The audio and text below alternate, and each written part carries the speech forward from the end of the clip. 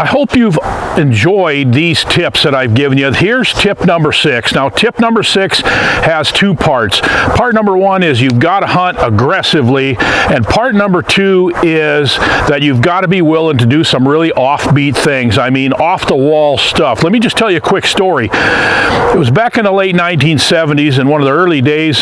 You know, I started bow hunting in 1973, and in the late 70s, there was a day when it was really snowing. It was in November, and I just got done checking traps, and it was a early afternoon, and as the snow was coming down, I got to thinking, I know where this trail is coming out of this thick bushy area on public land going into a standing cornfield, and I'll just bet you the deer are going to be moving really early tonight, so I'm going to jump out of my truck and get out there with a bow and try to take advantage of this situation. So I grabbed a 5-gallon bucket out of the back of my truck, and I grabbed my bow, and then I got to thinking, shoot, really the only way for me to get to this spot, I'm going to have to walk down the trail that the deer are going to come on.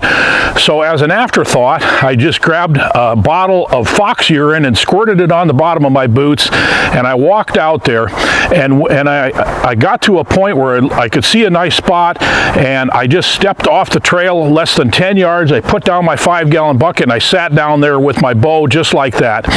And it wasn't 10 minutes later that all of a sudden I heard a noise, and I looked up, and here comes a big mature buck with his nose to the ground following that scent trail of that fox lure. And when he got to the spot where I had turned off the trail, he stopped right there, and he turned his head and looked right at me, and I'm less than 10 yards away sitting in the open on a 5-gallon bucket.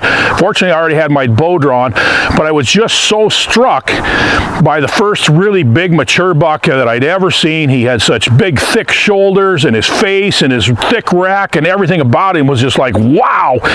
And my heart was pounding, and I remember looking at his neck thinking, look at the size of that neck. And I must have been looking at the neck when I shot, because I shot him through the neck.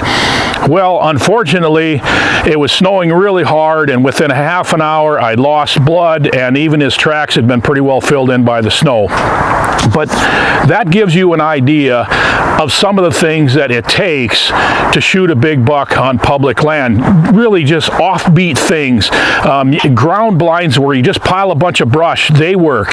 You know, moving your tree stand often, or you know, spot and stalk. I've killed bucks spot and stalk on public land, where you just get up on a hilltop or whatever and glass, see where the deer bed down, then go after them. Foggy days are great for that, because they lay down in some really weird spots. So when it gets daylight, they're exposed.